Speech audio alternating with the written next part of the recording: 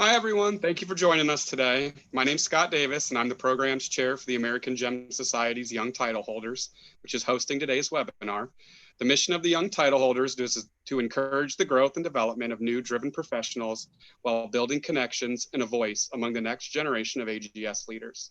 If you're interested in learning more, please visit us at ags.org/AGSYT. Today, we are hosting Isabel Corvin as she presents the lore and legends behind favorite gemstones. Please welcome Isabel. Thanks so much, Scott, and thank you to AGS for hosting this webinar. I'm really excited, looking forward to it. Thank you everybody for taking the time to watch this, and I hope that everybody has a fantastic time as we look at gemstones. I'm Isabella, and I will go ahead and turn my video off so that we're not distracted, and we're going to get started here.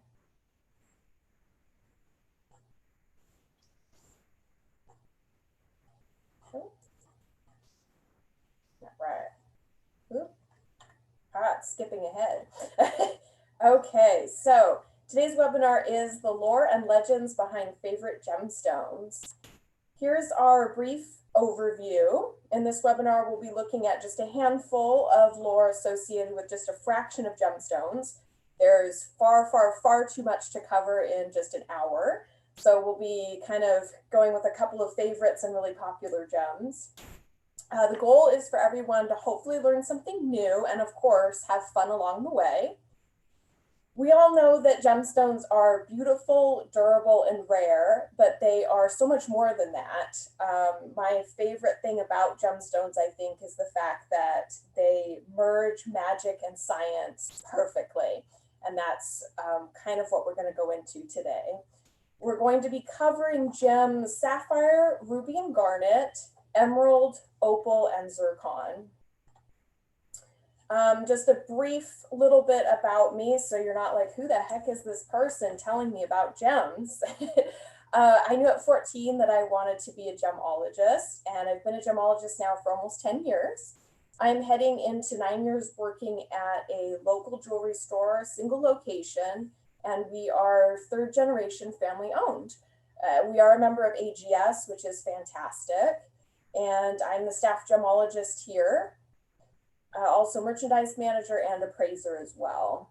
I have always loved legends and myths, and those surrounding gemstones are some of the best ones. And I also love the science behind gemstones. That was what originally got me into gemology. Currently, I am graduate gemologist with GIA and certified gemologist with AGS. But enough about me. We don't care about that. We care about the gemstones. So today we are going to start with sapphire. There will be questions at the end, so if you could pop those into the Q&A section here on Zoom, that would be fantastic. We'll leave a few minutes at the end to go through questions. So sapphire. Sapphires have an abundance of lore and myths and legends surrounding it. It's the premier blue gemstone. It always has been. Many cultures associate that blue color with heaven, divinity, and power.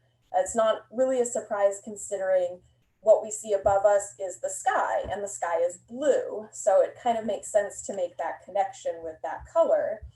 It was also a favored remedy among many cultures, especially for eye troubles. There are several instances where ancient cultures would describe using a flat sapphire slab or slice, and they would actually press it to an eye. They believed it could extract, inflammation, or possibly if you had like a splinter in your eye or something, they believed that the sapphire would extract it out. I always thought that it was more like frozen peas on a black eye. Sapphire is very cool, so it would act like a compress and you'd be able to press it on your eye. And that makes a lot of sense actually as to why it would actually feel better. Hindu legend claims that sapphires tasted bittersweet. Interestingly enough, Hindu stories actually had a kind of a grading system with gemstones. and they believed that you could separate gem material by how they tasted. I don't know about wanting to do that today. Don't think a customer would be especially excited if you tried that, but they believed that every gem had a different taste, ranging from bitter, spicy, sweet, salty. It's an interesting concept, and so they believed that you could always tell a sapphire from other blue stones if the taste was sort of a bittersweet, like a dark chocolate type taste. Sapphires in Christian symbolism are stones said to promote chastity and honesty. They also believed that it could unbind enchantments on a person, which is something that comes up in a couple of different cultures. Now, curiously enough, juxtaposition to that, in the Middle Ages, there was a sort of warning that went about that sapphires were actually used in dark magic, even up to necromancy. Now, interestingly enough, some people think that that was because perhaps royalty or the wealthy elite and nobility just wanted the sapphires for themselves, but there wasn't a lot of recorded at that time of those types of nobility actually having sapphires. So nobody is quite certain why it went from being a very divine and blessed stone to suddenly a very evil stone. And they also would look at the inclusions within a sapphire to see as sort of an omen. Obviously, intersecting needles or crystals were favored because it looked like a star. And so they would believe that there was protection against the evil eye or certain enchantments that somebody might place on you. Stars were also used for traveling as a guiding star, similar to a compass, except instead of always pointing north, it would just show you that you were safe. And if the stone was cloudy or dark or had any kind of surface abrasions, that was considered a very bad omen and that you would need to be cautious. It was a warning that something bad might happen. So they used them for a lot of different things, not just healing and remedies, but also as sort of a divination tool. Many tales exist about items being made from sapphires. My favorite is actually an old Hebrew legend that claims the original 10 commandments that God gave to Moses were inscribed on slabs of pure sapphire. Now, this was promoted by the fact that Moses himself would not have had the tools or the knowledge necessary to inscribe anything on sapphire, as sapphire is very hard. It's a 9 on the Mohs scale. So it was proof that God had to have written these commandments for him. And furthermore, when Moses came down from the mountain and discovered what the people had been doing in his absence, he was so filled with righteous anger that he got a boost of strength strong enough to actually smash those solid slabs of sapphire. And I love that because it's just such a cool idea that there's these giant slabs with things inscribed on them. It's fantastic. There's other tales that tell of trees or books being made of complete sapphire. There's also a couple of kind of obscure legends about where trees actually had fruit that were sapphires. And then there is a very old story in which nobody is quite sure which culture it originated from, but it crops up periodically, that the world, the globe, the sphere, is actually being held on a pedestal made of sapphire. Sapphires are always going to be the premier blue stone, I think, and they certainly earned that title with their beautiful color. Most of the legends associated with that are due to the color. It's just fantastic. We are now going to move to ruby and garnet. Now, I've grouped ruby and garnet together because unlike sapphire, where yes, it shares some legends with other blue stones, but it was like the blue stone, ruby and garnet often got confused for one another and mixed up.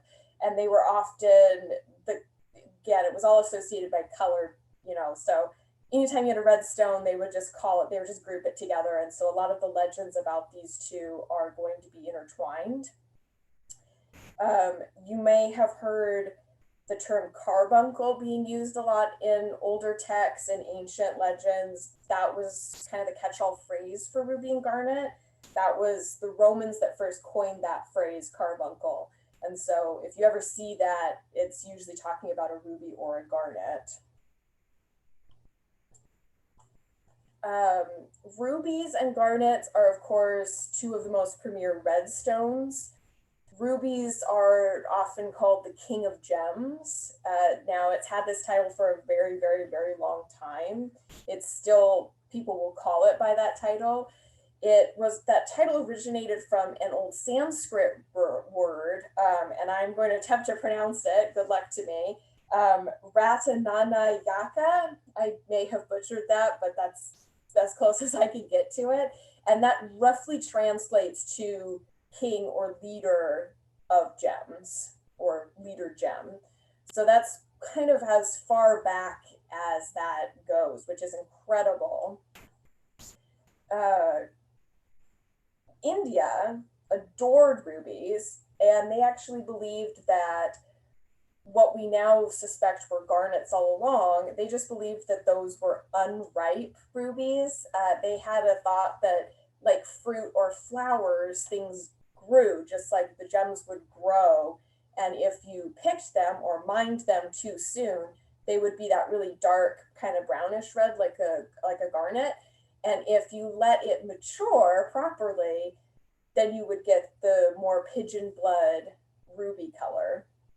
They also had an interesting tradition where they believed the stone was a gift from the gods, and in return, they would often offer back those stones to the gods as sort of a nice little cycle to commemorate and just kind of celebrate this wonderful gemstone.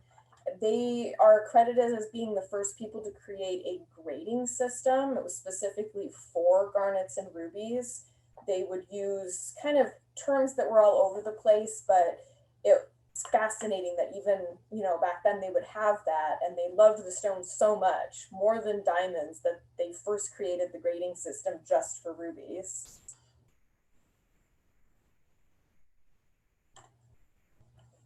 Garnets were said to often have an inner fire. There's tons of stories regarding this, including one that says that Noah from the Bible actually used garnets instead of lanterns to light the ark. Thought process behind that being, not only would the lanterns require a lot of oil that he would have also had to have on the ship, but also there's a fire hazard since the ark was made of wood. Whereas if you use a garnet, there's no fire hazard. It's simply lighting from within. In the Quran, it states that the light of the fourth heaven is given by the all-pervading glow of its garnet structure. They agree that a garnet has an internal fire, an internal light that comes out from it and is so bright that you can actually see it through the stone. There's a lot of tales and old wives' tales that talk about how actually garnets can feel very hot to the touch.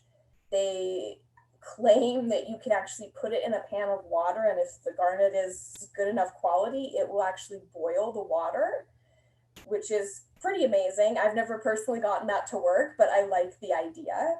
And again, that they would use it to light up rooms, or if you held it up to a candle or flame, that it would sort of magnify that. Many beliefs from many cultures talk about ruby's ability to bring good fortune, health, wellness, and general happiness in life. More of a modern trend has associated specifically with love. But before that, it was just a general feeling of wellness and happiness, and that has been around for a long, long time. Garnets are a stone that to this day are said to impart strength, both physically and emotionally. They're often called the stone of valor, the stone of friendship. They're supposed to make you not only feel strong, but also slowly become that way. Garnets and rubies are a fantastic color. Red's a very strong color already, so it's no surprise that the legends associated with it are also all about being strong and having that sort of strength show outward. It's an amazing color. I'm glad that we have decided to call it something other than carbuncle now, because that's not a very nice name. Ruby and garnet is much, much nicer. Moving on, we are now going to talk about emeralds. And yes, I realize that picture is not emeralds. I did not have an emerald available to take a picture of, so we'll just pretend that the green stone there is. Emerald, of course, is the predominant green stone. It's considered one of the big three, along with sapphire and ruby. And it's always been a symbol of new life, rebirth, nature, springtime. Again, that's associated because of that color of emeralds. Now, this is a stone that goes way back. I think a lot of people kind of gloss over that because ruby's lore is a bit more front and center, and so we think about that one. It is the king of gems after all. And of course, diamonds are so popular now that we like to look at the ancient texts about those. But emeralds were actually found in India to date back to the 2nd century BC. And more writings actually find that emerald stones, or something that sounds like it could have been emerald, were being bought and sold in the Babylonian markets as early as 4000 BC. That's a long, long time ago, and that is a huge history, and just the amount of lore that leads up to it is incredible. I actually had some trouble kind of paring this down for the webinar because I didn't want to like overload with too much, but it's been around for a long time.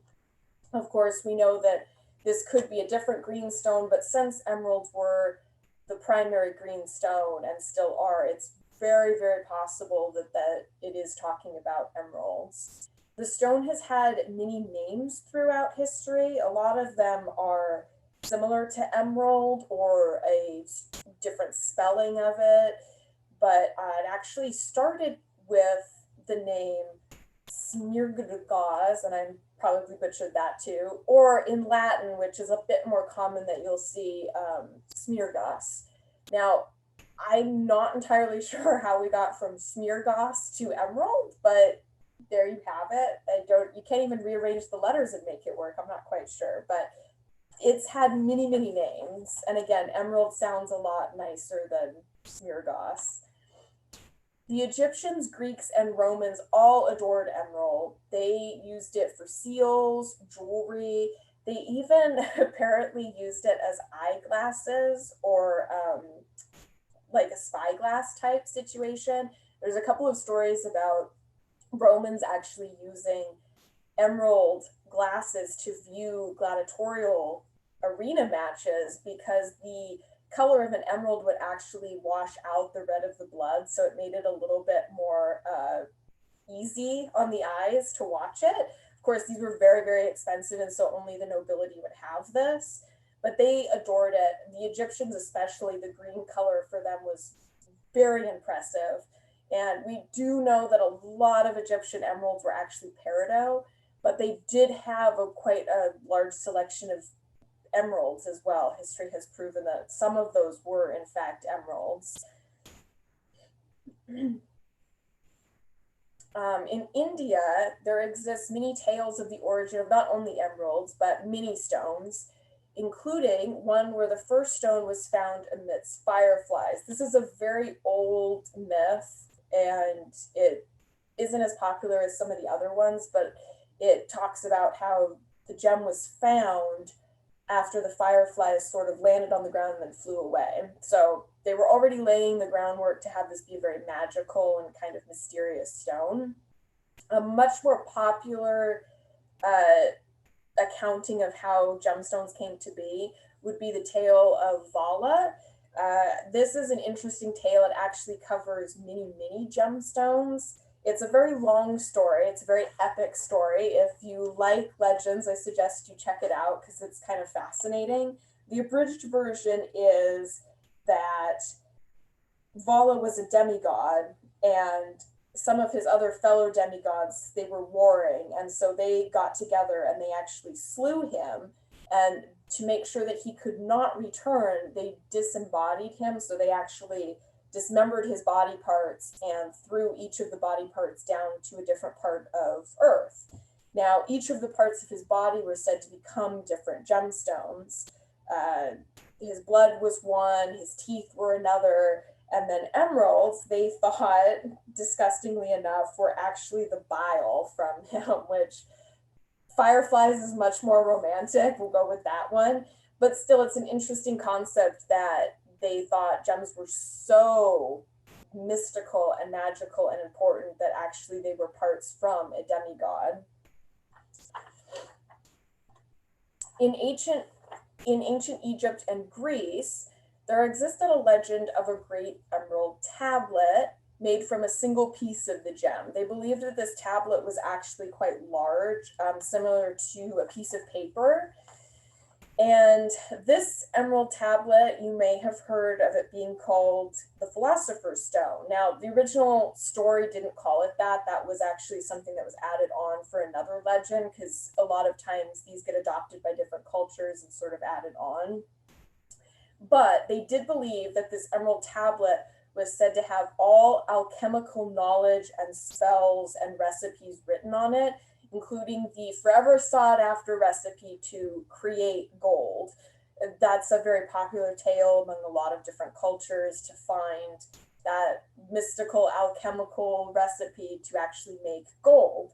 The interesting thing about this one is there's actual travel logs from adventurers who tried to find this particular emerald tablet of it, which is fascinating. There's even a story that swears that Alexander the Great actually at one time had the tablet.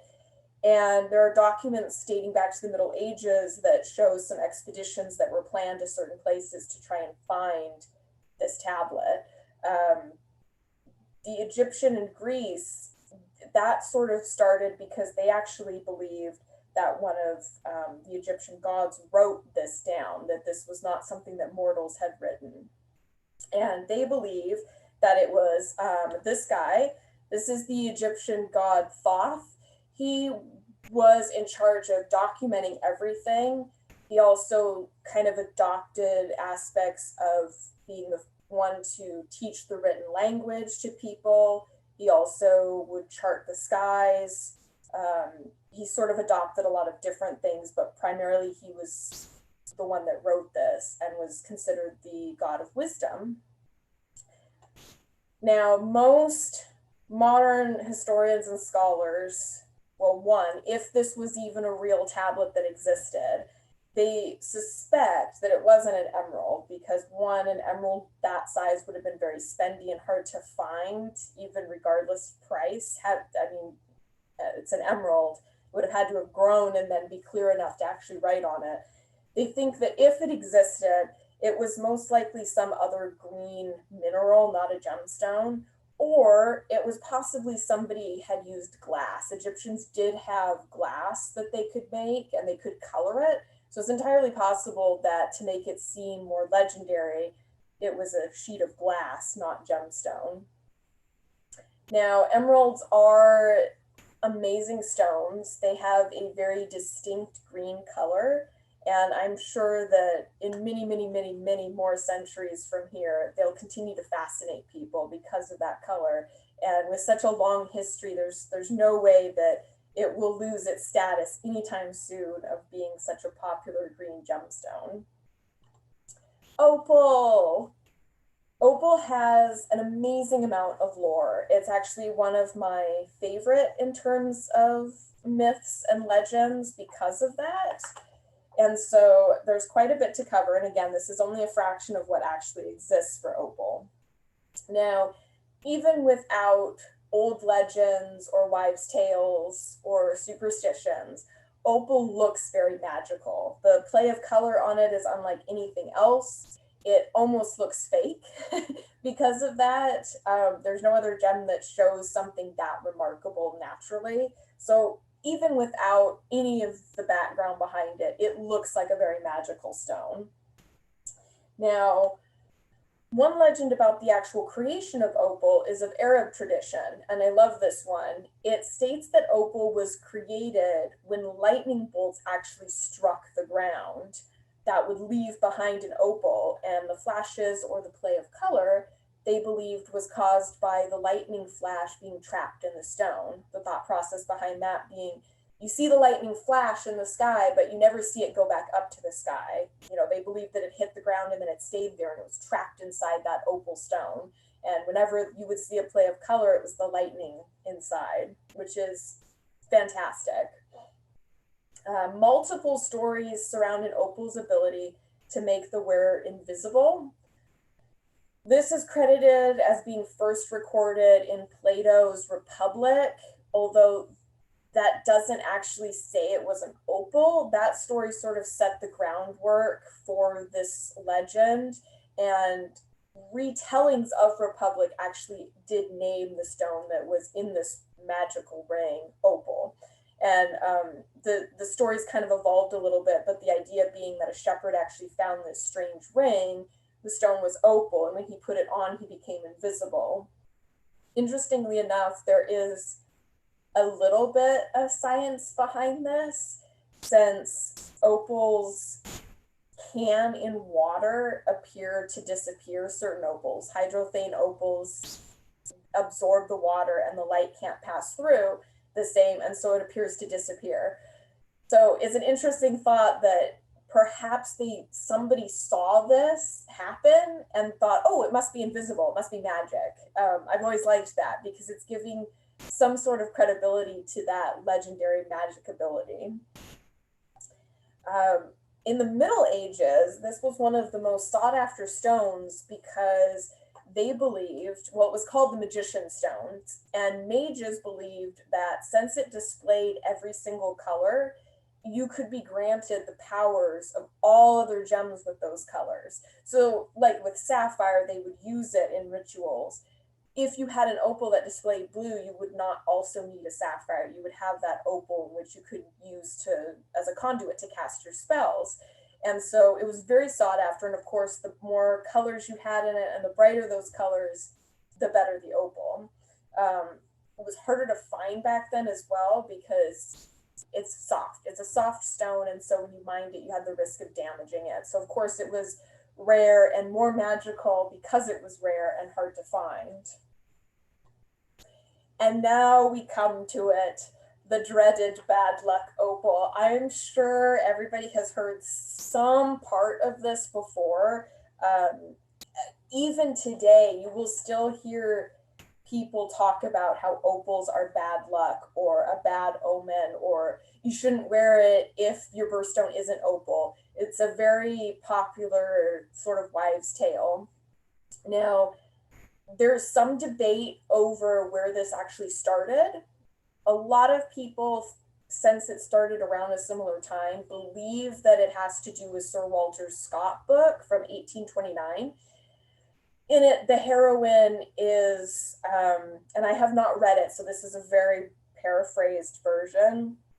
The abridged version is that the heroine wore an enchanted opal in her hair, and when the opal became splashed with holy water, it reacted with the enchantment and lost all of its color, and she died. So people associate that sort of troubling tale with where this started. Now, it seems unlikely that even though this story was popular, that would be enough to make everyone suddenly suspicious of opal. There is another sort of theory that this was actually done a lot by jewelers because opal is so soft. It reacts badly with a lot of different chemicals. Even water or skin oils can change the appearance of what it looks like. And so it's quite possible that jewelers were very concerned about the liability and how hard it was to work with, and didn't know how to properly care for it, and didn't want people to like buy an opal and then it's broken, and then of course those people are upset. And so the other theory is that jewelers started kind of discouraging people to wear it for practical reasons, nothing to do with it being bad luck, but you know, it sounds a lot better if it's cursed.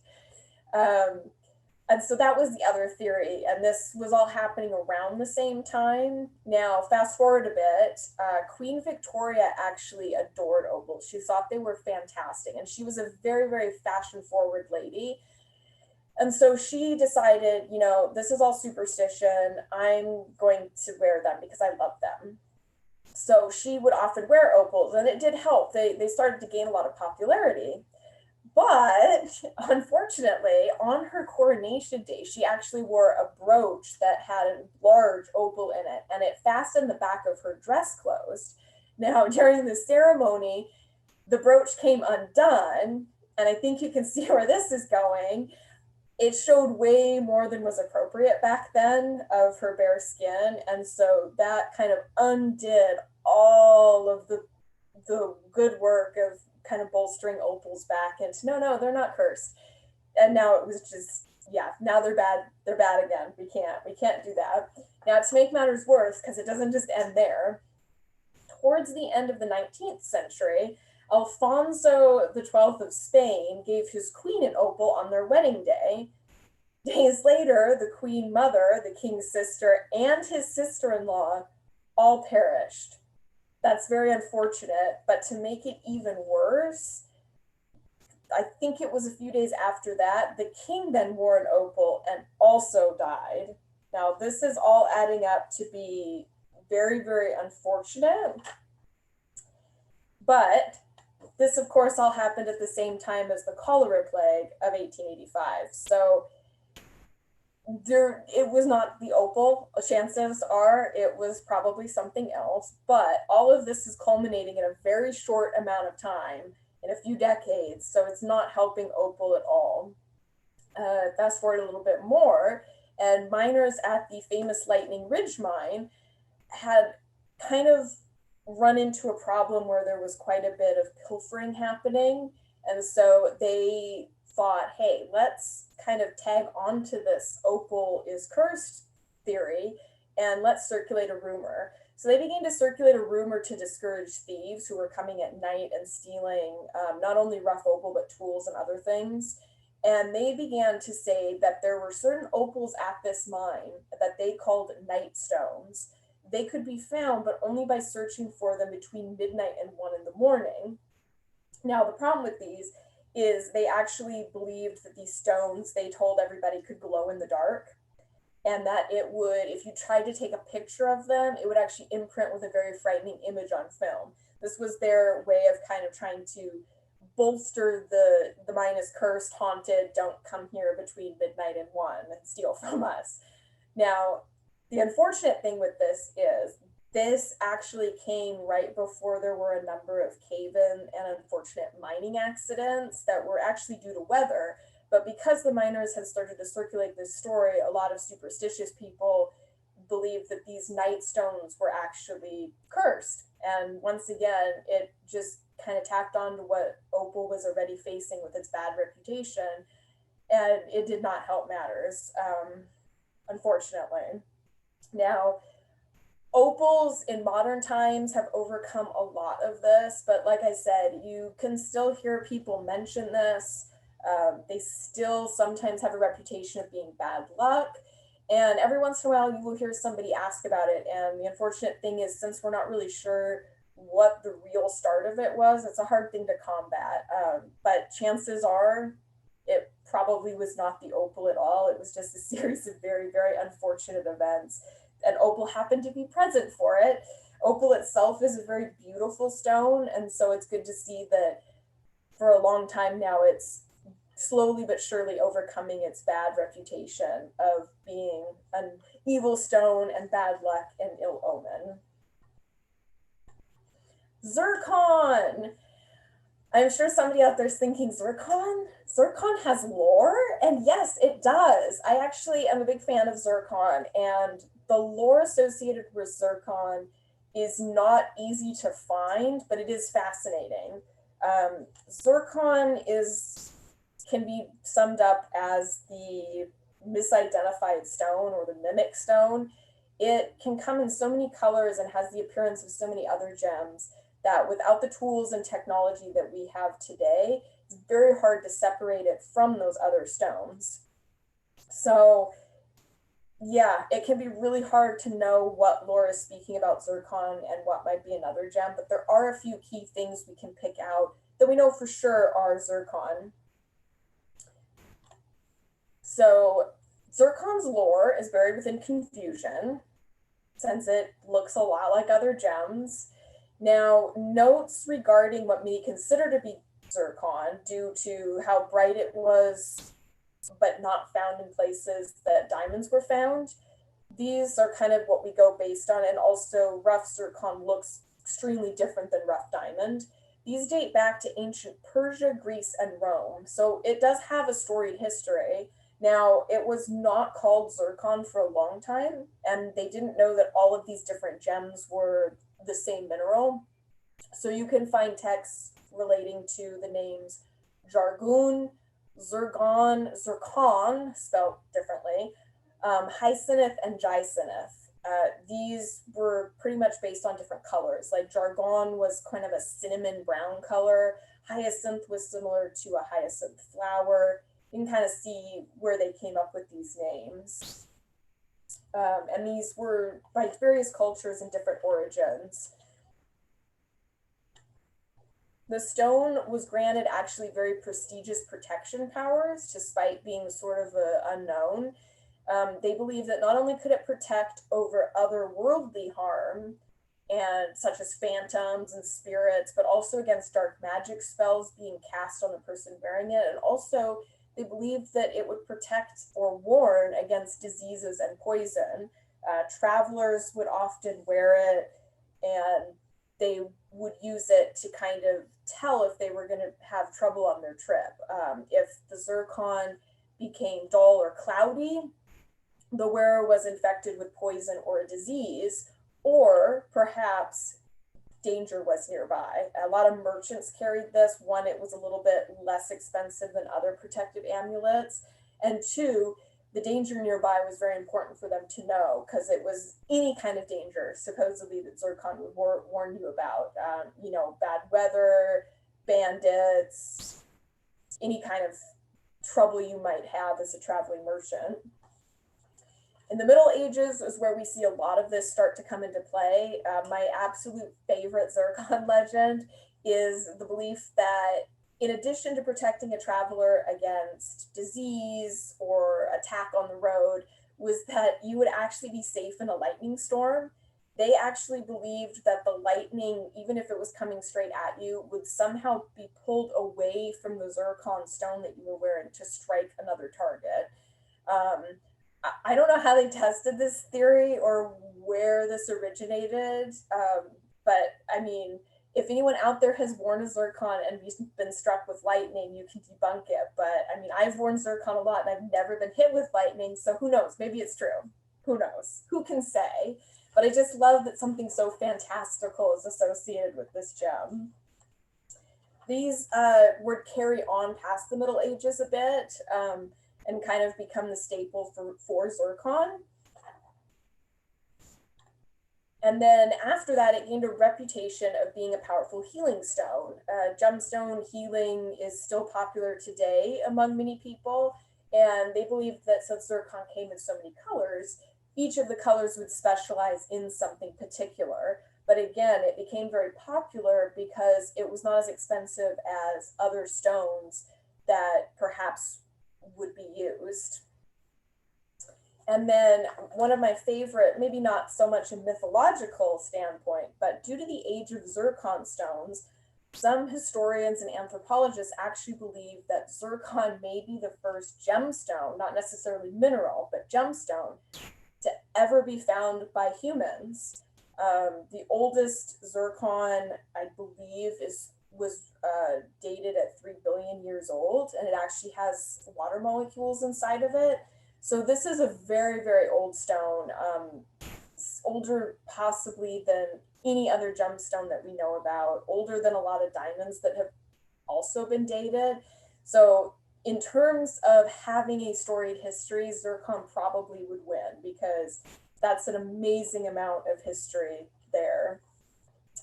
And it's very pretty. Now with modern cutting practices, this stone really comes to life. So it's a fantastic stone, even if you're not familiar with it. Now, in closing, everything that we've talked about obviously must be taken with a grain of salt. Ancient technology and knowledge they just lacked the ability to properly separate gems like we do today. You know, with like ruby and garnet, they did it by color primarily, possibly by location, but a lot of this could be entirely different gems that they were talking about. So everything must be taken with a grain of salt. These are all legends and myths and stories. Some or all or none may be true, they may be false, they are stories, but gemstones themselves are incredibly enchanting, and it's impossible to look at a gemstone and hold it in your hand and not think that maybe something magical is happening there, because there is absolutely nothing else in the world that is like a gemstone. So maybe some of these are true, maybe some of them aren't true, but for sure, there's something magical about the gemstones. And for further reading, a lot of gem legends can be hard to track down, or there's multiple sources. And so it can be difficult to track down what you really want to know. One of my favorite books is actually Myths in Gems and Myth, Legend, and Lore.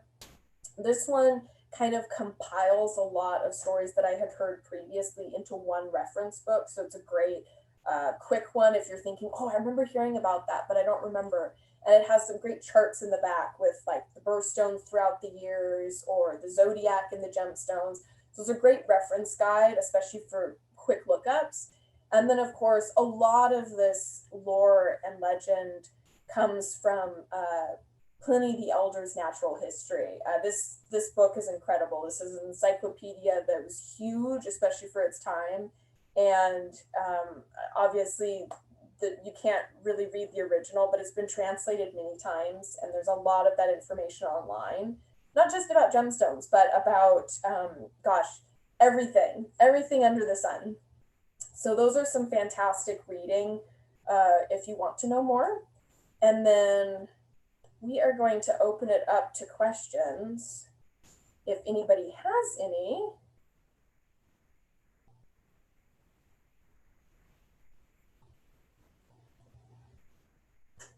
Anybody have any questions? Let me check the chat if I can. If you have questions, we have the question and answer. What was the original name for emerald again? Yes, so the Latin for it was, and actually I'll go back to that slide so that you can see the actual spelling of it. The Latin was Smiragos. And here, let me type it in so you can get the spelling.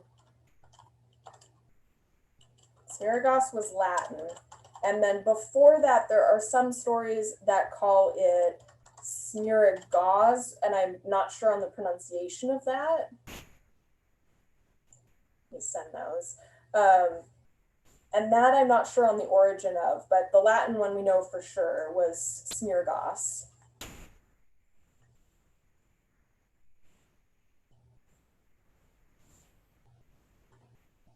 Any other questions?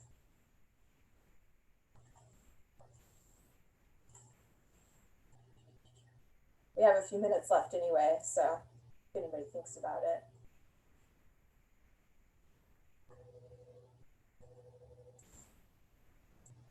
And then if afterwards you think of a question that perhaps, you know, later, there's my email. Anyone is welcome to email me any questions or comments or anything like that. I absolutely love lore, so happy to even research something for you if I don't know the answer right off.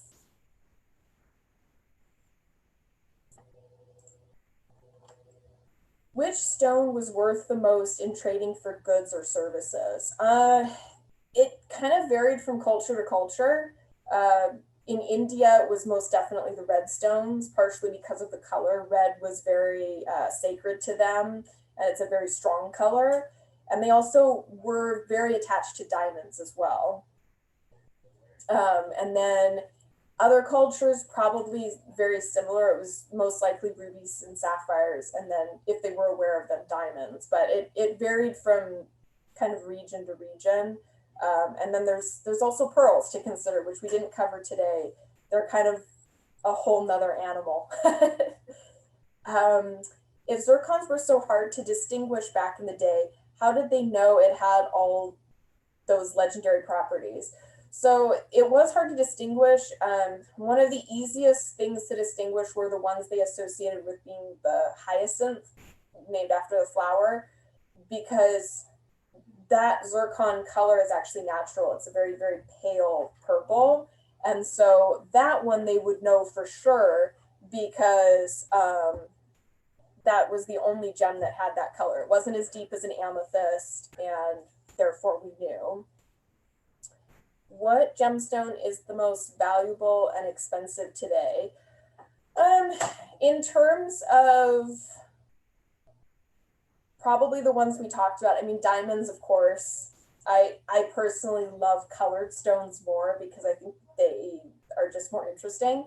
Diamonds are, of course, very, very important. But if we take those out of the mix and just go based off of what we talked about today, a fine ruby is probably the most expensive and valuable, followed by a very fine emerald. And then after that, a very fine sapphire. And part of that simply has to do with location and how readily available they are, and also, you know, how easy it is to get them. So that kind of plays a factor in. But taking diamonds out, I would say fine ruby, fine emerald, and then fine sapphire. How were cutting techniques developed throughout the years? So they started by very, very simple. They would use often olive oil, and they would actually just grind it, I guess is the word for it, on a flat slab. Before that, they would actually do the scratch test, where they would test how hard it was, and they use that to distinguish and kind of separate a lot of different gems as well. So they would test it to make sure that it was going to hold the polish, and then they would put some olive oil and they would just work it on a slab of wood or stone. That was the bare minimum back way. And then after that, they realized that, hey, sometimes metal can actually cut into these. And that's when we started to see like tablet cut ones, where the sides were cut and maybe the top was polished with a flat back so that they could actually set it in something. Beads were very popular because it was easy to tumble. You could step the tumbler and just tumble for days and round things out and then drill them. And they didn't have a drill, obviously, like we do with a power tool. They would actually take a long, I don't know the word for it, like an ice pick type thing. They would actually hammer that to drill through. After that, with technology getting more precise, blades getting sharper, then we start to see some facets like rose cutting, where the top is faceted, the bottom's flat, and then kind of developed from there into the modern techniques that we have, where things are cut and polished to perfection.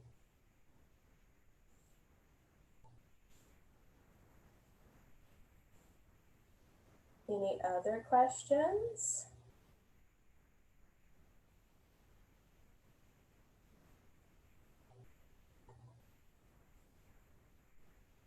Perfect. Well, thank you guys so much. I hope everybody had a great time and learned something. And again, thank you, AGS, for letting me do this. And if anyone thinks of something after the fact, go ahead and send me an email. I love to research things too. So if I don't know it offhand, I'd be happy to look it up and try and find an answer. So thank you, everybody, for joining me today. And I hope that you enjoyed it. Thank you, guys.